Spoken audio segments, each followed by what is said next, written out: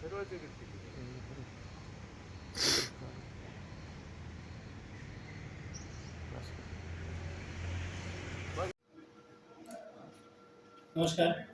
मी E.P. उसगरे, Murud police station, जिल्हा लातूर.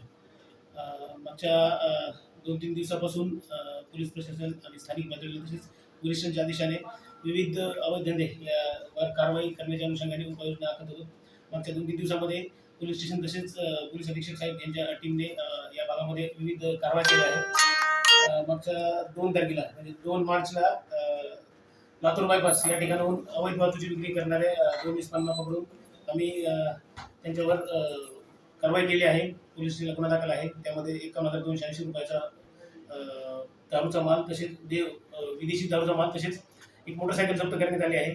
3 तारखेला 16 लिटरची गावठी हातभट्टीची रेड ठामरेनगर परिसरात मुरुड या ठिकाणी करण्यात आली आहे. तसेच आज सकाळी माननीय पोलीस अधीक्षक साहेब यांची पथक व पोलीस स्टेशनची टीम यांनी संयुक्तपणे एक कारवाई केली आहे. त्यामध्ये देशी दारूचा जवळपास 1 लाख रुपयाचा माल आणि व्हेकल असं 2,51,000 रुपयाची कारवाई आज करण्यात आली आहे. मागच्या 2-4 दिवसांमध्ये पोस्टेच्या अंतर्गत 3 लाखाच्या जवळपास जी काही अवैधपणे वाहतूक करणारी आणि या परिसरात विक्री होणारी दारू या संदर्भाने पोलीस स्टेशनच्या मार्फतीनं कारवाई करण्यात आली आहे.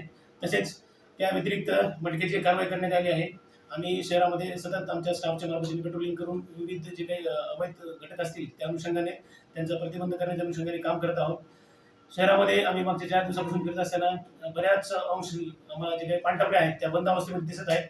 आम्ही नागरिकांना आवाहन करतो की कुठं अशा स्वरूपानं काही दिसून येत असेल आम्ही आमच्या पद्धतीने कारवाई करतच आहोत. त्या पद्धतीने आम्हाला काही माहिती मिळाली आपल्याला पण माहिती असेल ती आम्हाला द्यावी आणि बिलकुल त्या अनुषंगाने पुढील कारवाई करू